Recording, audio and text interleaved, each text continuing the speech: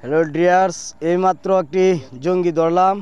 এই যে দেখতেই পাচ্ছেন জঙ্গিটা, এই যে আমাদের পুষার এখনো টাইগার, আমাদের টাইগার নামে পরিচিত এই পাক্কা পোষা পাখির এখনো স্বাদ মিটেনি। অনেক সময় ঝগড়া হয়েছে দুইটা। তো ওই যে দেখতে পাচ্ছেন এই লোকগুলা চলে যাচ্ছে, তারা আসলে সন্ধ্যা হয়ে গেছে, আজান দিচ্ছে। তারা সকলে ওই যে দেখতে পাচ্ছেন তারা সকলে এখানে ছিল, বাট আমার মোবাইলটা অনেক দূরে তুই আসতে হচ্ছে, তাই ভিডিও করতে পারি নাই সরাসরি।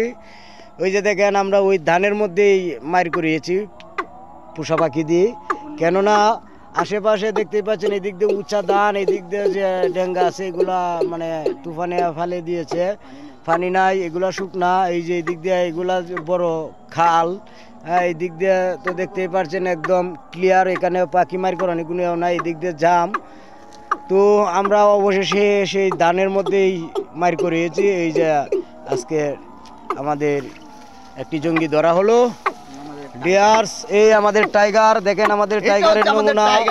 এই টাইগার বাংলাদেশের বিখ্যাত টাইগার। যদি কোনো জায়গায় ভালো জঙ্গি থাকে, যে জঙ্গি পোষা পাখিদের হারিয়ে দেয় বা কোনো রকম পুরস্কার ঘোষণা করা হয়, অবশ্যই অবশ্যই আমাদেরকে জানাবেন। ধন্যবাদ কুড়া পাখি শিকারী ভাইদের সকলকে, সকলের প্রতি সালাম। আসসালামু আলাইকুম ওয়া রাহমাতুল্লাহি ওয়া বারাকাতু। হয়তো আরও কোনো দিন কথা হবে নতুন কোনো একটি পাখি ধরার সন্ধান দিয়ে। আর আল্লাহ হাফেজ।